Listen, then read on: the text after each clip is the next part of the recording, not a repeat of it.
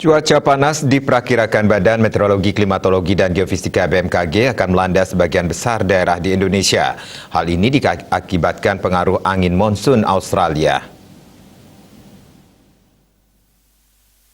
Perakirawan BMKG Ahmad Rifani melalui tayangan virtual mengatakan, angin monsun Australia yang membawa udara kering tampaknya masih akan mendominasi wilayah Indonesia.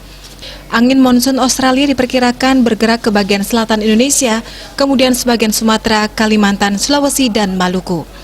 Situasi ini menyebabkan terhambatnya potensi pertumbuhan awan, kemudian menjadikan kondisi cuaca yang cerah hingga cerah berawan. Situasi tersebut terjadi di sekitar Pulau Jawa dan Pulau Bali hingga Nusa Tenggara dalam beberapa hari terakhir.